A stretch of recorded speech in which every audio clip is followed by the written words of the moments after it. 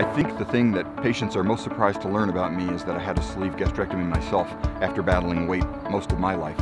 At the time I had the sleeve, the real choice was between band, sleeve, and bypass. For me, diabetes would have compelled me to have a bypass.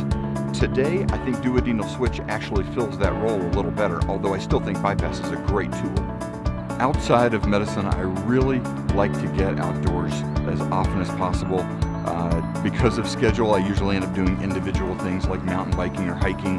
I have a couple of kind of weird things I do with snow kiting and water kiting, which is kind of like windsurfing, except with a different attachment. And it's a real lot of fun, especially as you get older and don't want to fall down on concrete.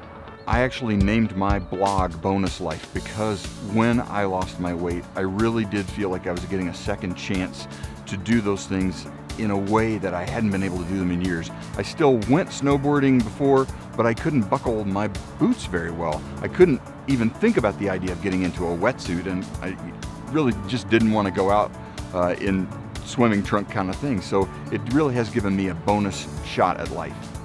I'm really excited about the outdoor opportunities in Utah. I love my work and my partners, but I'm really glad that they're here in Utah so we can go outside and play so easily, and every season there's just something to do all the time.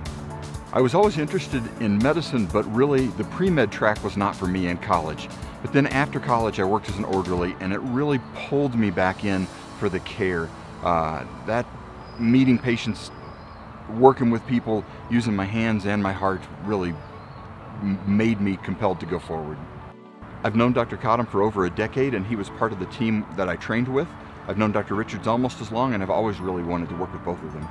I always tell my fellow surgeons in the OR how lucky we are that our patients are really the only ones who are actually excited to be in the hospital that day.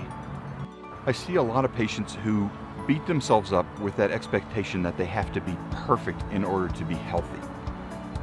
After a while, this cannot be your whole life. It has to just be a part of your life, and you need to give yourself room to be good without being perfect.